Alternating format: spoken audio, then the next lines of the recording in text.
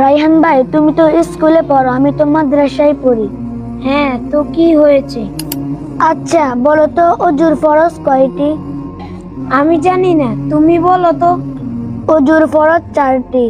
1 নম্বরে সমস্ত মুখ ধৌত করা, 2 নম্বরে দোনো হাতের কোণু সহ ধৌত করা, 3 নম্বরে মাথা মাসে করা, 4 নম্বরে দোনো পায়ের টাকনু সহ ধৌত করা। স্কুলে তো এগুলো শিখায় না, এগুলো শিখে কি করে? আমরা হলাম মুসলিম, আমাদের জন্য দিন শিক্ষা করা উচিত। আচ্ছা, ওতে তোমরা কি পড়ো? আমরা অতে পড়ি অজু, অজু করে নামাজ পড়ি, আল্লাহর হুকুম পালন করি। আমরা ওতে পড়ি অজাগর, অজাগরটি আসছে তেলে।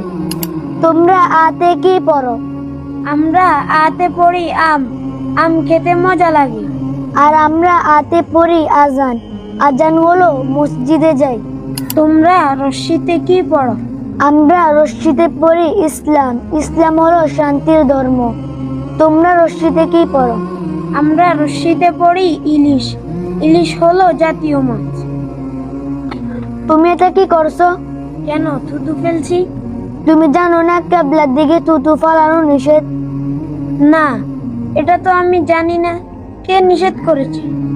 নিষেধ করেছেন আমাদের প্রিয় নবী হযরত মুহাম্মদ সাল্লাল্লাহু আলাইহি ওয়াসাল্লাম।